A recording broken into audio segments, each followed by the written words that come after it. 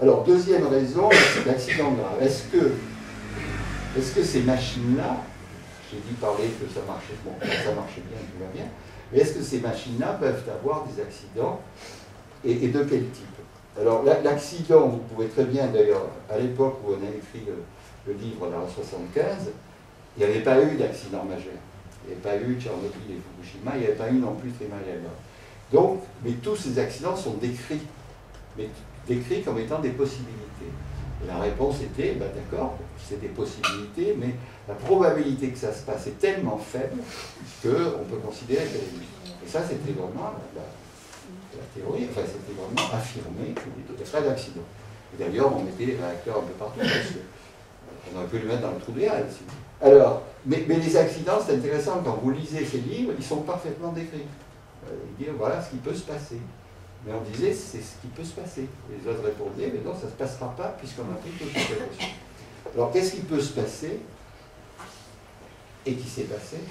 C'est le fait que vous avez ce réacteur donc, qui fonctionne, et puis pour une raison quelconque, qui peut être d'ailleurs la raison en fonctionnement normal, puisque j'ai dit que tous les ans, on les arrêtait pour changer le combustible.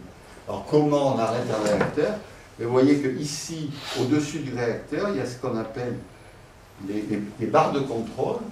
C'est des tiges, eux aussi un peu comme ça, quoi. Des tiges, mais dont le corps, qui sont constitués d'un matériau, le bore par exemple, qui absorbe les neutrons. C'est-à-dire que si vous plongez ces barres dans le réacteur, le neutron qui allait gentiment vers les noyaux d'uranium-235, il tape dans le bore et le bore l'absorbe. Sans fission, sans quoi que ce soit. Donc les neutrons, la réaction en chaîne s'arrête, et donc on dit on a arrêté le réacteur. On a arrêté la réaction en chaîne. Donc déjà, vous comprenez, alors là dans un réacteur à haute sous-pression, les barres sont en haut, donc elles doivent descendre pour arrêter. Dans les réacteurs à eau bouillante, je ne sais pas pourquoi d'ailleurs, elles sont en bas. Donc il fallait qu'elles montent pour arrêter le réacteur.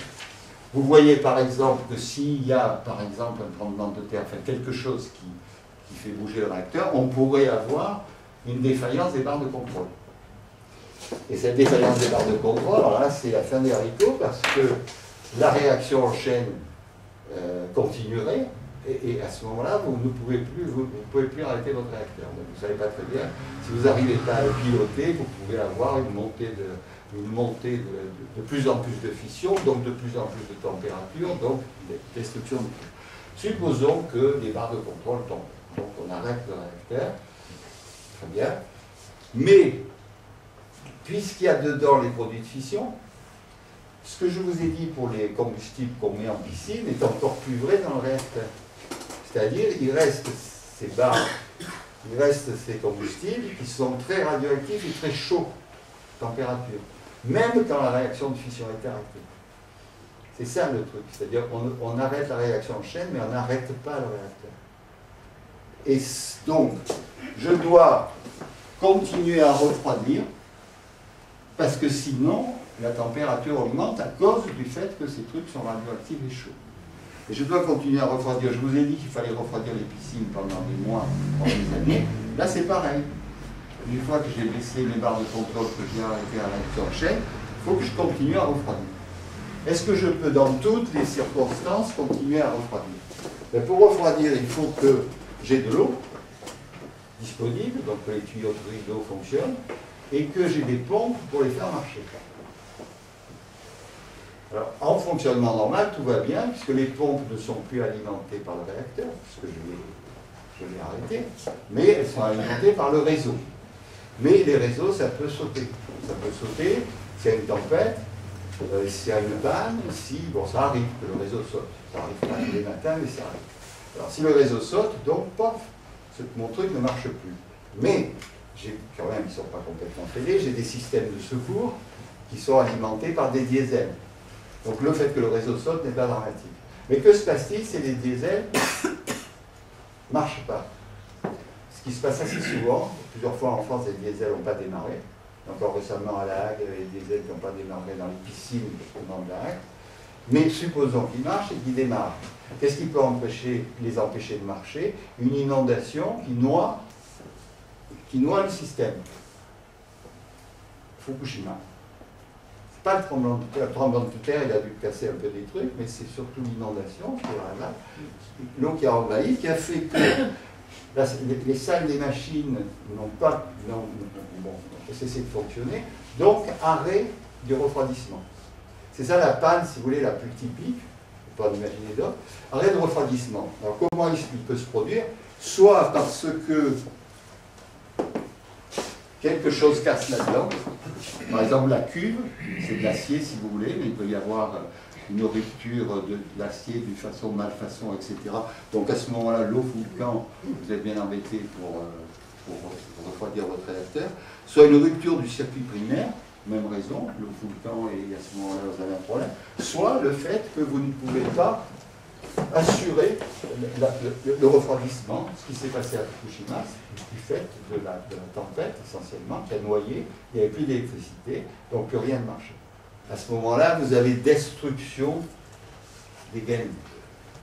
Donc si la gaine pète, vous voyez bien que ces produits radioactifs, au moins ceux qui sont gazeux ou volatiles, donc la probabilité par année réacteur, c'était 1 sur 1 million pour un accident majeur.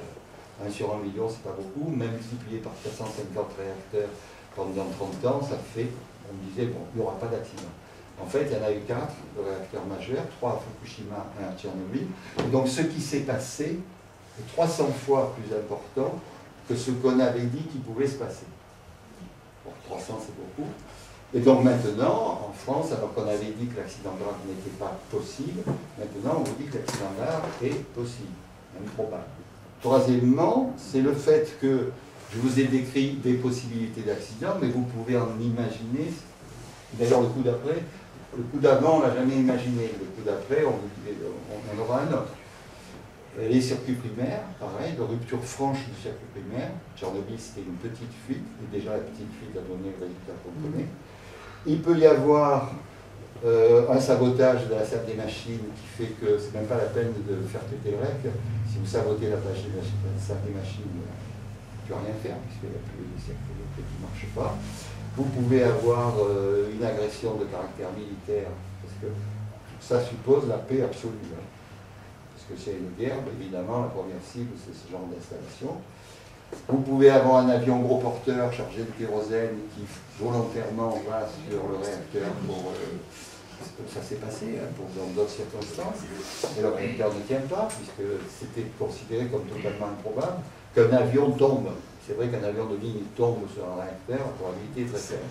Sauf un avion de ligne qui fonce sur un réacteur, c'est possible. Donc ça ne tiendrait pas. Vous pouvez imaginer... zéro n'existe pas. Puisque le risque zéro n'existe pas, ça veut dire qu'on accepterait que de temps en temps, il y a un Fukushima. La possibilité a été démontrée 3 fois sur finalement 450 réacteurs, si vous voulez, c'est pas beaucoup en fait, au monde. Donc voilà. Donc deuxième raison, c'est donc l'accident grave, qu'on accepte ou non. Et en fait, si vous voulez, quand vous lisez les textes sur la sûreté nucléaire, personne ne dit plus qu'il ne peut pas se produire. Mais on vous dit maintenant, mais vous savez, on va tenir compte de l'accident de Fukushima pour améliorer. Moi, je pense que le coup d'après, il y a 2 possibilités. Soit la rupture de la cuve et du circuit primaire, si jamais passé, soit un terrorisme informatique. Moi, je choisirais le second, parce que personnellement, on me demandait de faire ça, parce que vous pouvez le faire de n'importe où. Bon, la rupture de la cuve, ça peut se produire de soi-même. Mais le terrorisme informatique est quelque chose d'extrêmement, actuellement, que vraiment il faut envisager.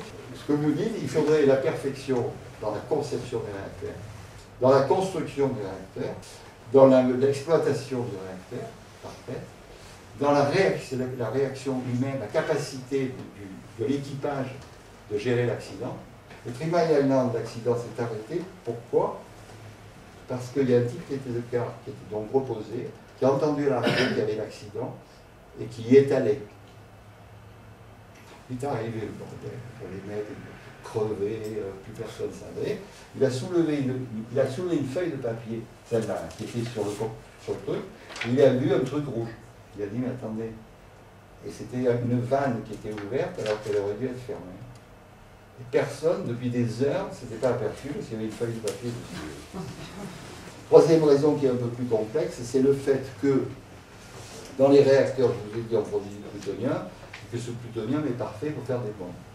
Par contre, si on extrait le plutonium pour des raisons militaires, c'est-à-dire qu'on a des usines d'extraction de plutonium, mais aussi pour des raisons civiles, par exemple pour faire les surgénérateurs, on a du plutonium sur les étagères. Bon.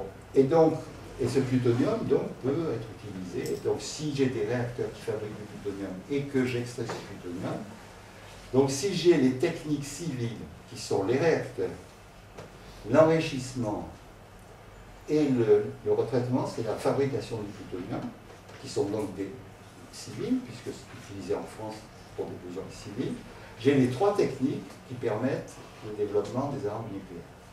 Et donc si un pays peut faire du nucléaire civil sans faire du militaire, la Suède, l'Allemagne et le Japon ont fait du nucléaire civil, ils ne pouvaient pas de toute façon faire du nucléaire du fait de la Seconde Guerre mondiale, mais un pays qui dit je développe le nucléaire civil, mais donc je prends les techniques du nucléaire civil, je prends l'exemple de la France qui est quand même au top, il fabrique les matériaux, il peut fabriquer les matériaux, uranium-235 très enrichi et plutonium, qui lui permettent, quand il le décide, de faire la bombe.